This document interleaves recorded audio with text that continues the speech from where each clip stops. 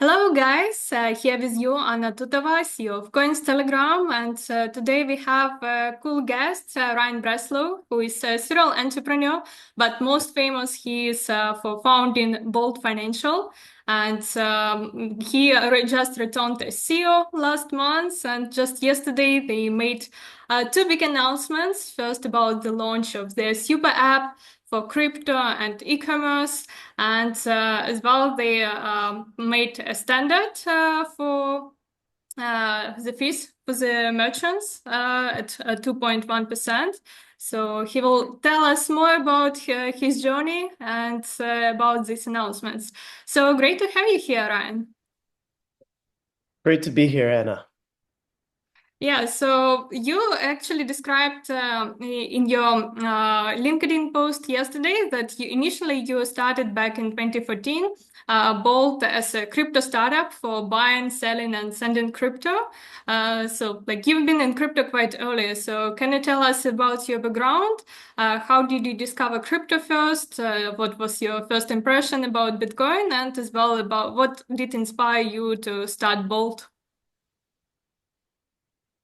Well, my discovery of crypto is actually an interesting story. It was around 2013, and I was in the startup engineering class at Stanford, and there was a professor named Balaji Srinivasan who, in one of the classes, was like obsessing over Bitcoin, and then he'd host these hackathons in the class until like 5, 6 a.m. building things with the students. And so we would stay up and build things and he would tell us about Bitcoin and we'd ideate. And anyway, I became pretty quickly obsessed with Bitcoin. I was like, this exists, internet money. This is like unbelievable. And the fact that it was decentralized. And so I was instantly obsessed. And so a few of us got together with him and another professor, Vijay Pandey, started the Stanford Bitcoin group.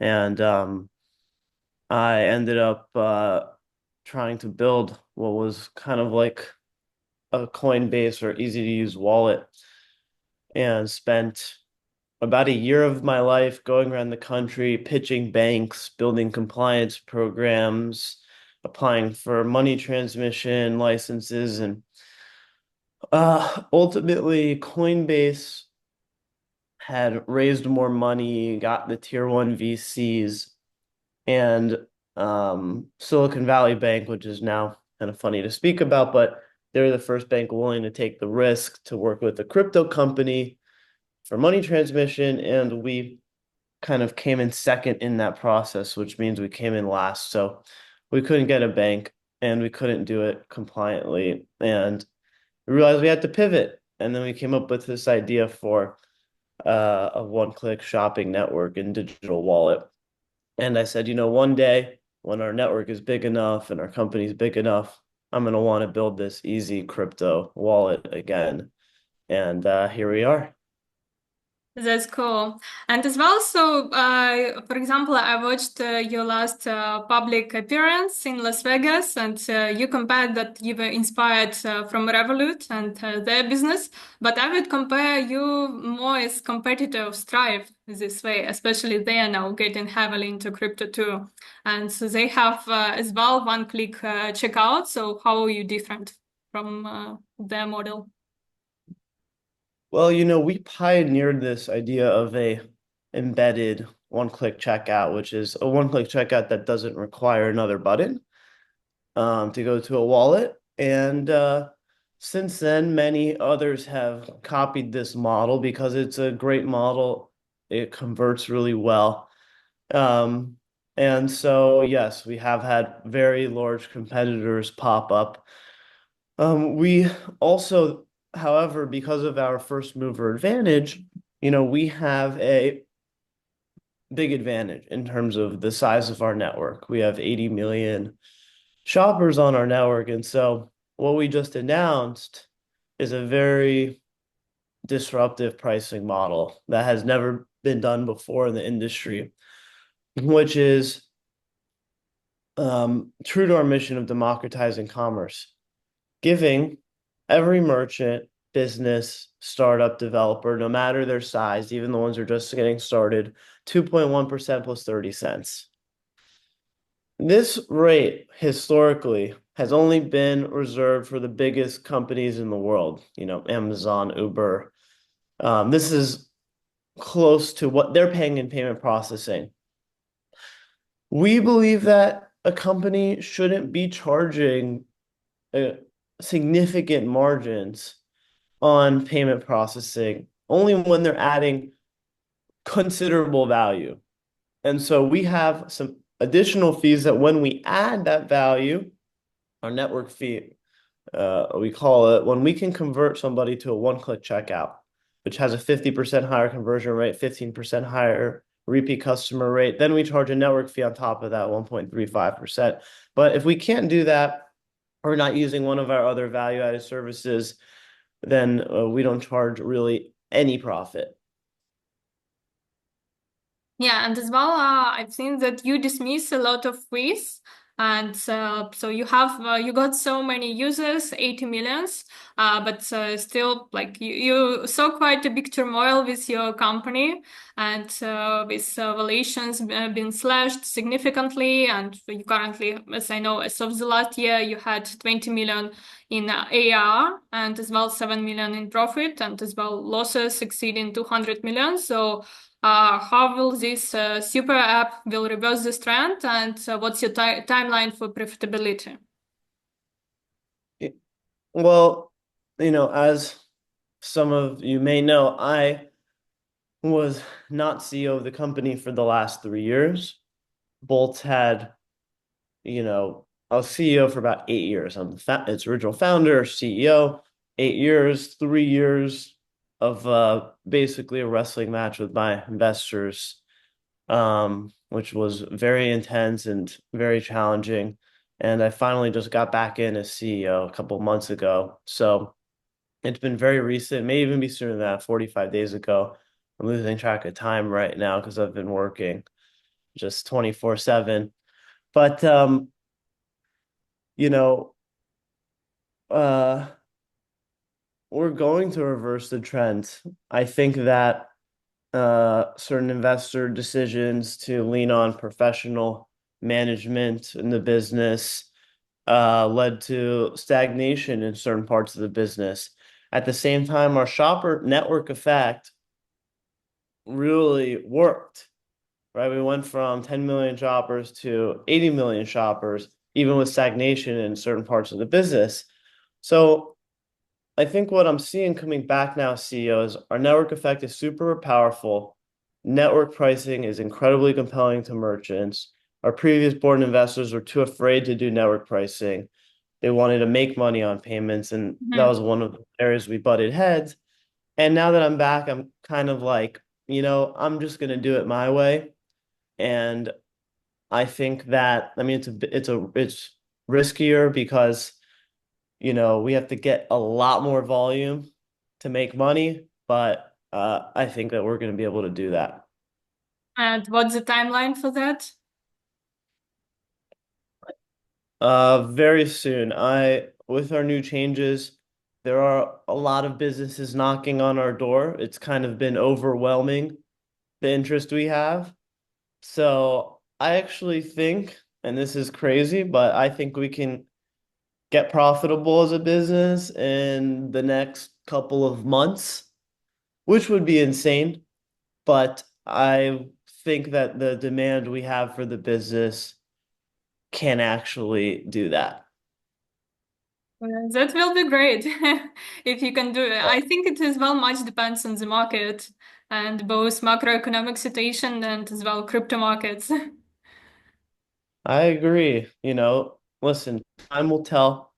But it's not going to be for our lack of effort. Our team is working around the clock, and we are firing on all cylinders to move quickly, execute, and uh, get Bolt back on track.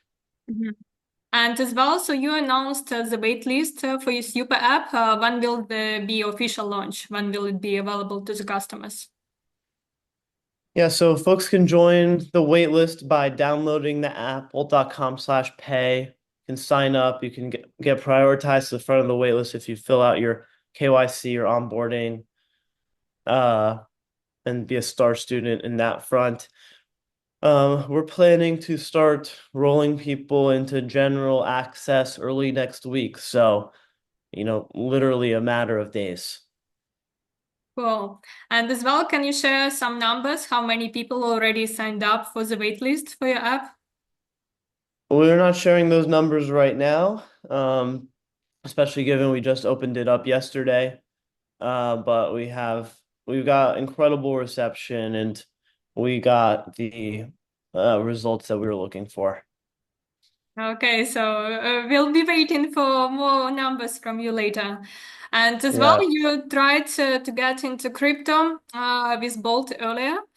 So there was the news about the potential acquisition of Wire, another crypto payment startup back in 2022. But eventually you didn't acquire them. Why so? And as well, you managed to build your app just with SuperApp just within 6 months. So, with what resources did you make it? Did you work with any other third parties? Well, the wire acquisition was something I was very motivated to do, but unfortunately, as the board decided to prioritize other management over me, the board in connection with that management was working on closing that deal, and it didn't end up closing due to various timelines and other things that weren't able to be hit in time. So, unfortunately, it didn't close. I was personally very excited about it. And that's why now that I'm back, we're going full steam into crypto. We're going to have easy buy, sell, send crypto available directly in the app. It's going to be on chain, so you can send to addresses. It's not a fully closed system. So, it's a real consumer crypto app, and we're super excited about it. We uh, have really pioneered one-click checkout and commerce. And so we're using all of that one-click magic, all of that technology we've built to enable the easiest way to buy and sell crypto. And this is something I wanted to work on 11 years ago. And I could show it. We built the app. We had all the compliance and risk programs. We were starting the process for the licensing. We're talking to all the banks, and we unfortunately had to shelve the project. And to work on it now over a decade later is unbelievably rewarding. But here's the interesting thing. In those 11 years, I would have assumed somebody would have done this and made it super easy to buy and sell crypto. And I'm looking at the landscape today, and it's obviously better than it was 11 years ago. There's some great players, but I still don't think anybody has made it as easy as I want to make it. And so we're really excited to show how easy it can be with Bolt.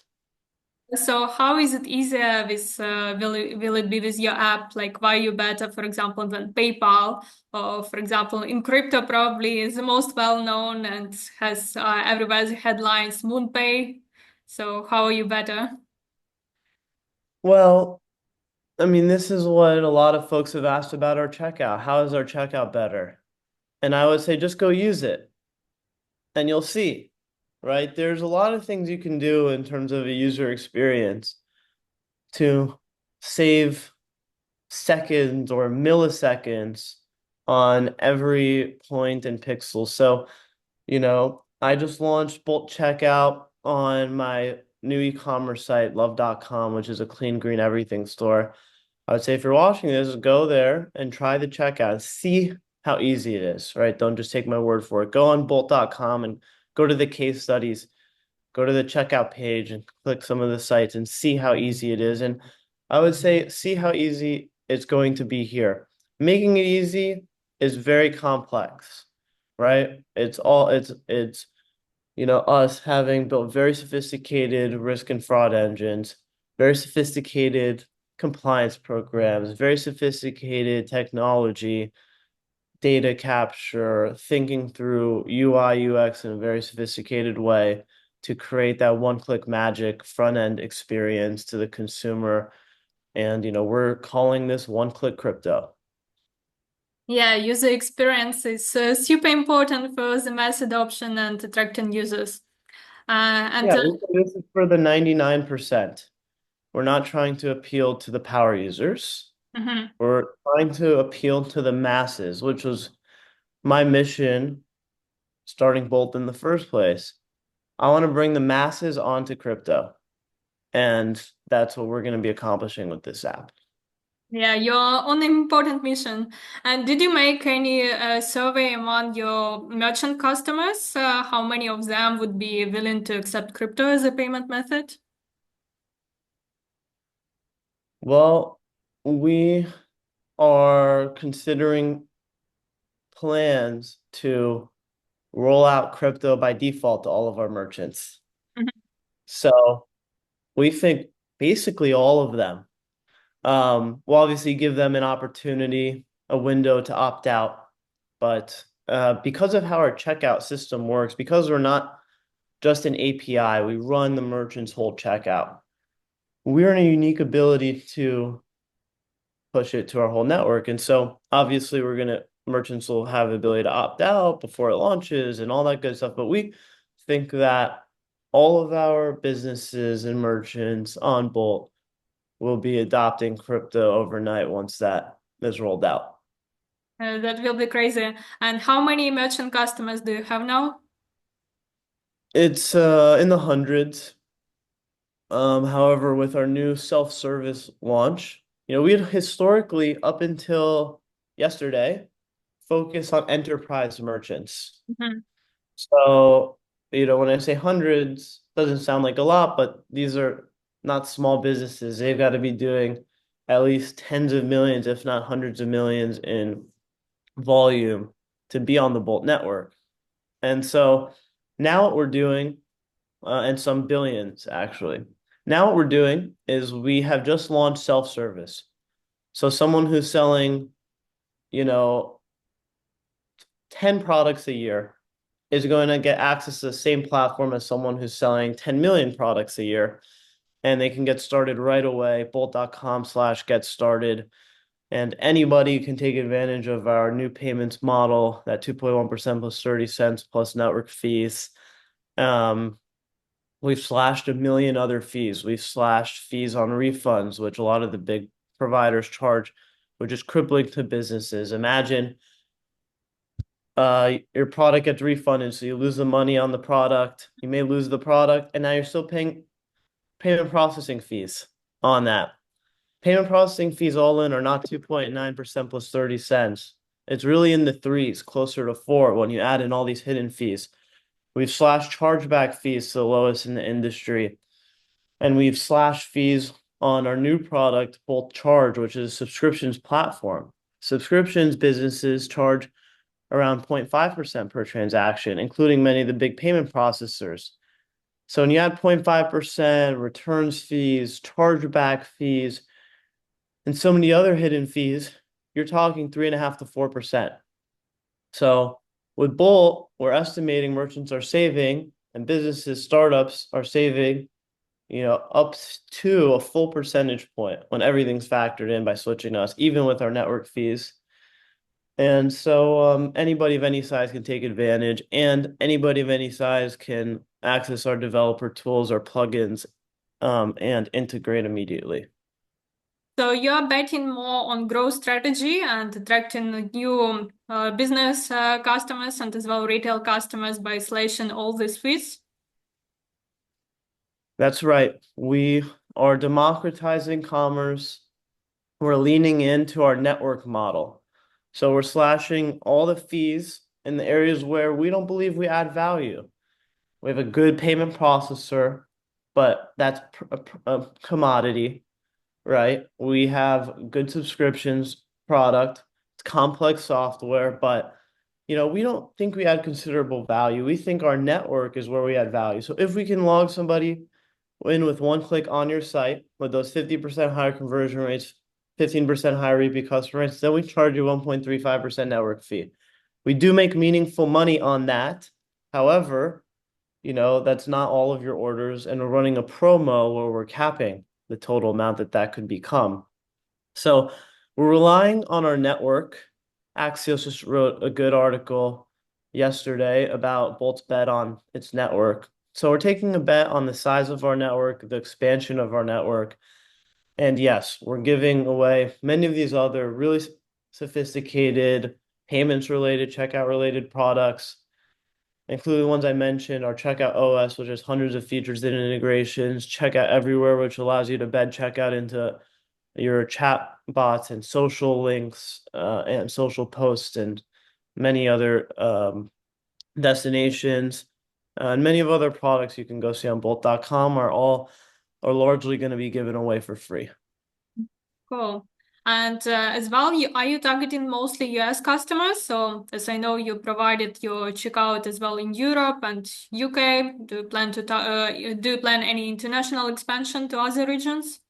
We do, yes. We're primarily US. However, we're welcoming certain international customers, so we encourage them to also get started and sign up, and we will reach out to hopefully try and accommodate them.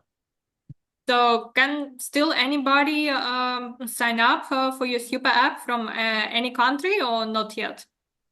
Well, I was mostly referring to the B2B business with that answer, but to your this answer, the super app is exclusively for US.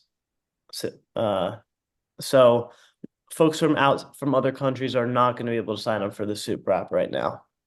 So, do you plan acquiring licenses in other regions to be able to serve the customer needs? Yes, that will come with time, and we're going to try to really get a lot of users in the US first, feel good about that, and then we'll Mhm. start expanding.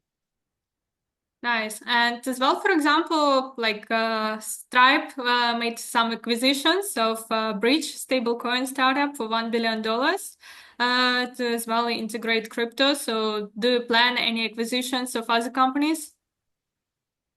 And we did make an acquisition. We haven't, it was more of a private acquisition. We didn't do press on it. So that helped accelerate a lot of the aspects of our super app.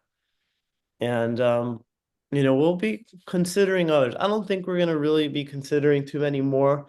We got the things that we needed.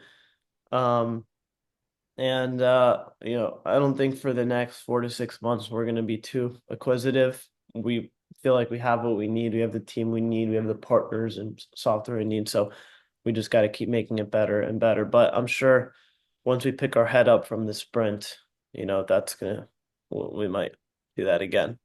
Mhm. And as well, you plan to launch your debit card with rewards and cashback of 3%. So can you tell more about this? And will it be as well as crypto card? Yeah, all the details of that program are laid out on bolt.com/pay/rewards. If you go to the for users section on bolt.com and click the rewards tab. Um, that card in the beginning will not be integrating with crypto. Um, we actually built that, but we're just waiting on some of the regulatory stuff to pull through. So we're going to try to integrate it with your crypto balance as soon as we can. The launch will not have that, but hopefully soon. Um, it is tied to a FDIC insured bank account that is opened under your name with our partner bank.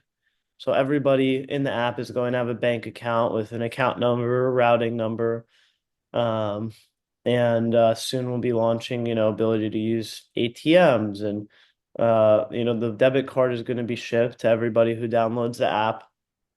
And the debit card has some supercharged rewards built in that have really never been seen before, that are a combination of cashback and store credit, which in our super savings categories add up to 10%. So we have two super savings categories. One is independent retail. So if you're shopping with the independent guys, the small guys, or really just anybody who's not the top five biggest, like Amazon, eBay, Walmart, etc., you're getting super savings. So we want to encourage people and reward people for shopping an independent business, which is true to Bolt's mission of democratizing commerce. We believe independent businesses are the backbone of a thriving economy and society. So that's one category. The other category is streaming. Everyone loves their streaming. So, and the third, which has slightly less rewards, but still has more rewards than just your normal spend, is gaming. So you can go see all the rewards there. But yeah, we're rewarding our gamers as well. What do you mean under gamers? Like for buying gaming items or gaming stuff, or what exactly? If you spend money in a game, Ah, okay. you get I believe it's 2% cash back and 2% in store credits to love.com. Mm-hmm.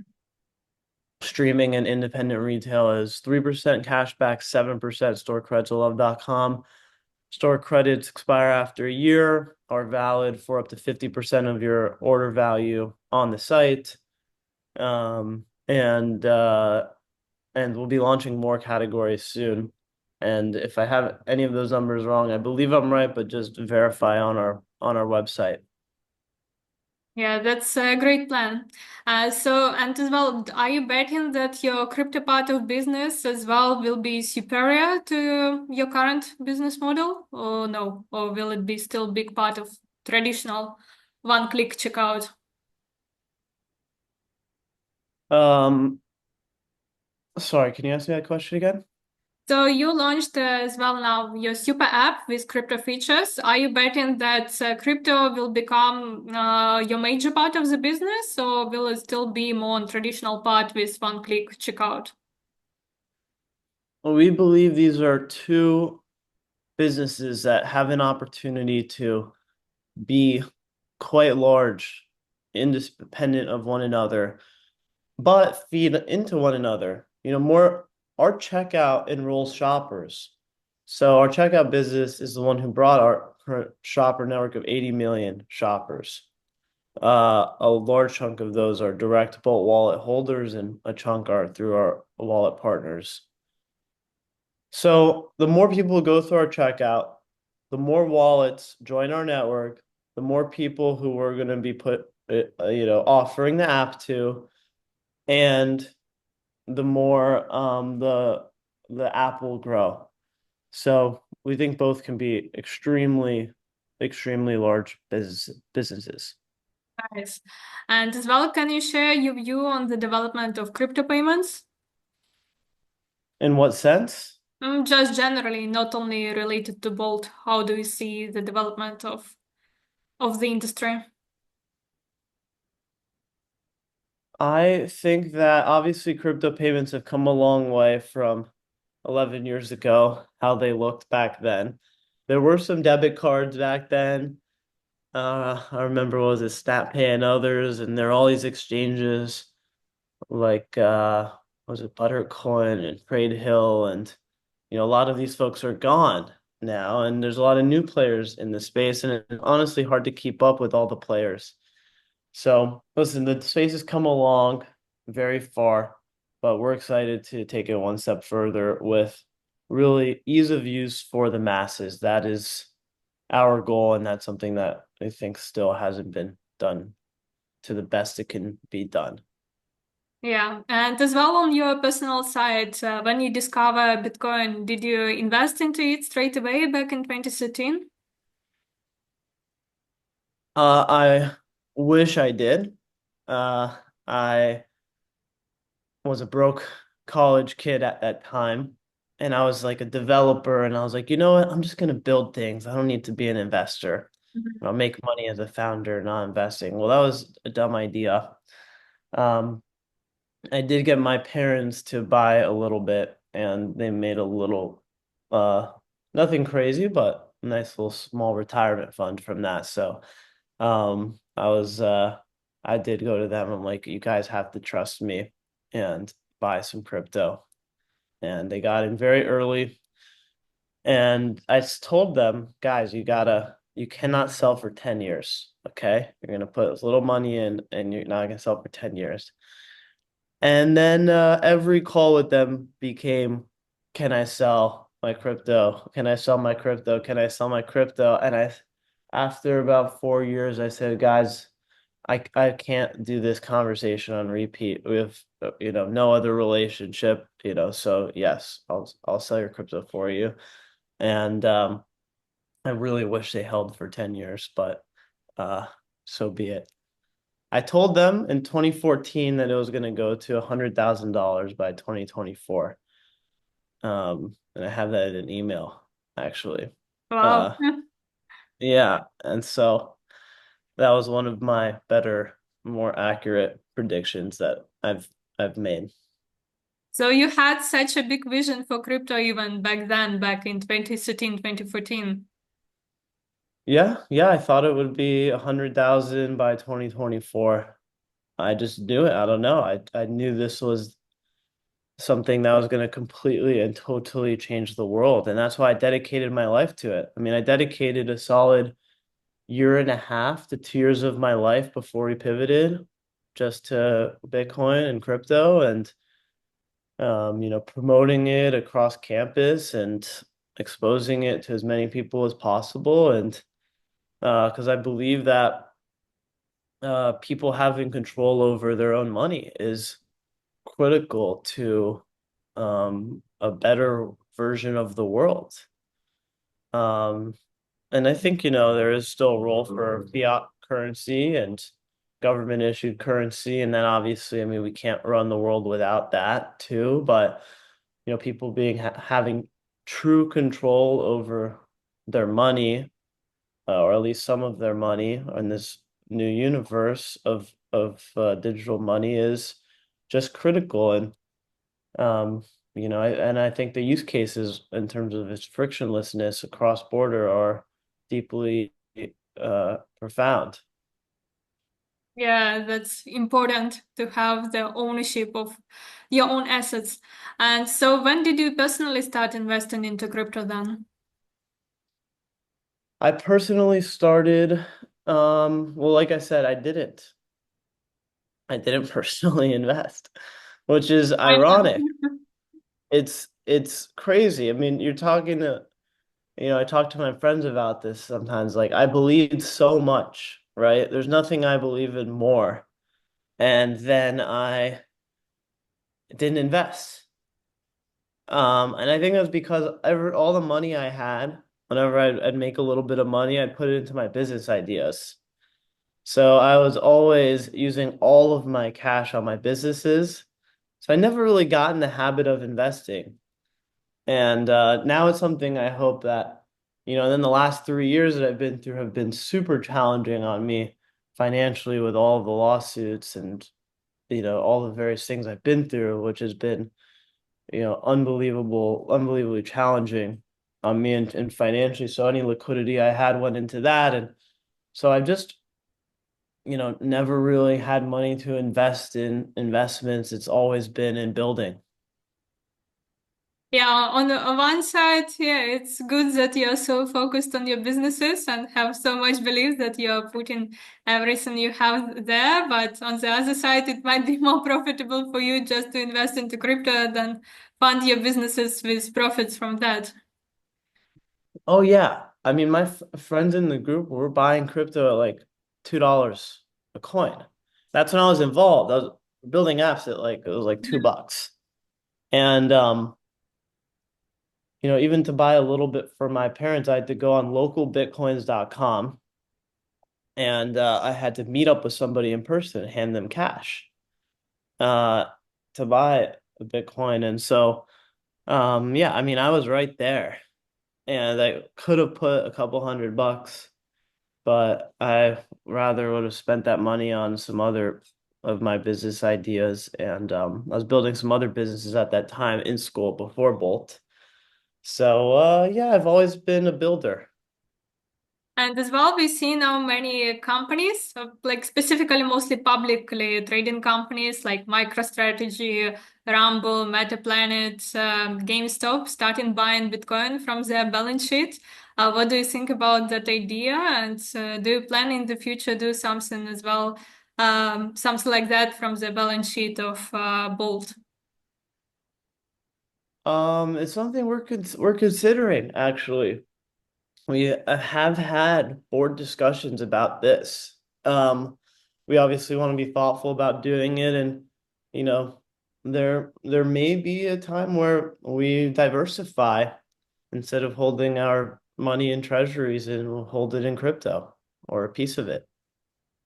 Yeah, you need to utilize your money in your treasury. Yeah, and I think, especially now that we're going to be in the business, Hmm. right? For before when we pivoted, the last 10 years we haven't been in crypto at all, but now it could make more sense that we're actually in the business, we're facilitating the adoption of crypto. We're hopefully going to have a huge impact on getting millions, tens of millions of people to use crypto. And so obviously it would make more sense for us to hold some of our treasuries in it, right? If we're betting a large piece of our business on it. Yeah. And as well, do you have any predictions for now for the price of Bitcoin, for example, by the end of this year or for the next years? Man, that's a good question. Back then the number was so clear to me, but now, I mean, listen, I think we're definitely going into a world where Bitcoin is going, I see it going to $1 million a coin. Um, and I don't think that's going to take 10 years. I think that's more on call it a 5-year horizon. Hmm. So that's where I see it going. I see it going to $1 million a coin in the next 5 years. I'll put my stake in the ground on that one. Okay, we'll see whether this prediction by you is true, whether it will be in 5 years earlier or later. And Perfect. Could um, happen sooner. It's only 10x oh yeah, roughly. that's true. But still, already the market cap of Bitcoin is so high, so it's maybe the dollar should be devalued that much so that the price for Bitcoin goes quicker. Well, that's what I'm mostly calculating in my head is how much inflation do I think there's going to be in the next 5 years, right? And so, Mhm. yes, if we're valuing Bitcoin in terms of dollars, that's why I think it could potentially be much higher than $1 million a coin because of our, you know, national debt and all those other factors. Yeah, and as well, can you tell how your leadership style changed since the times you came back as CEO? Well, the last few years I've learned a lot, mostly because I made every mistake in the book. Not the mistakes I was accused of by certain investors and certain lawsuits, but I made every other mistake in the book. Um, as a leader, I was um, extremely aggressive, extremely intense, bold, brash. And this time I'm trying to keep that intensity, Hmm. but pair it with more humanity and more empathy and um, stronger, deeper connections with my team and bringing more of that human level into it. I think given what I've been through, you learn how tough life can be. And life was very tough for me for a few years. And so I think I'm bringing that into the workplace, still keeping the pace really high and still executing, but hopefully I'm a better leader, but I think that's not for me to say. And if you could change one decision from your first tenure as CEO, what would it be and why? If I could change one decision, Yeah. if I could change one decision about what? About anything, like whatever you consider that was like the most critical point that you needed to change, that the company moves in other direction by now, for example. Well, I wanted to bring the company to this network pricing 3, 4 years ago. We had implemented it, that got undone. I want to launch a super app 3, 4 years ago, that got undone. So I think we should have stuck to our guns on these big bold bets 3 years ago. and we didn't. So we lost time, and now we need to make up for that time. Mhm. And as well, back in 2022, whose decision was it for you to step down as CEO? Was it your wish, or were you pushed by your team, by the board of directors? Well, initially, I had been a willing participant and kind of succumbed to the reasoning of certain investors and board members, and um, so initially, I liked the idea. And then, they kind of wanted to even push me further and further out and tell me to be less and less involved. And I even said, okay. And then I realized I made a mistake. Um, and the business was going nowhere fast. Mhm. And I gave our previous manager a lot of time. And then at some point, I was like, man, their focus is just on like completely and totally kicking me out, and no one's running. The business is going nowhere. And so I said, I am all about giving others a chance. And ideally, somebody else could run this business and make it huge. That would be my dream, right? So everyone's asking me, why are you fighting so hard to come back into the company? I don't want to come back into the company in an operating role. I'd rather go live life and let other people deal with the stresses of building. But at some point, I realized that that wasn't possible, that the business was just going to be managed into a sale and not achieve a fraction of its grandest and highest potential. And I just couldn't live with that because I've invested my whole 20s into this company. I started when I was 19. I've poured my blood, sweat, tears, my heart and soul into this business, and I believe so much in its potential. And so I ultimately realized that it was a mistake, huge mistake for Mhm. me to take my eye off the ball. And now I'm coming back and trying to make up for lost time. Yeah, it's often important that the founder himself leads the company, not somebody else. They won't have that vision as you. Yes, I realize that. And so, that was my big mistake, was thinking that other people could run this business. And maybe that could happen later, but we have too many very challenging, very unique things to do, right? It's not a machine yet. It takes an all-in, very commitment, a very strong vision. We're not, we have a lot of great managers and extremely pedigreed people on the team, but this is not the time for a company to have a professional, overseer. Mhm. And as well, once you were valued at $11 billion, then the valuation slashed to around 270 million. So and you're backed by the biggest investors like BlackRock and so on. So what lessons have you learned from both valuation fluctuations, and how are you regaining now the trust of investors? Um, we did a that tender offer. I said to buy out the pessimists. I wrote a letter to investors. I do not recommend selling, but if you really want out, here's a price. So I don't really see that as a market value. I see just people who needed cash and really stopped believing. But we'll see. We'll see what happens. I'm not really concerned too much about that question per se. I'm just gonna execute and hopefully execute lights out, and I think the rest will take care of itself. So, do you foresee as well this as well as opportunity to buy the shares of Bolt at discount?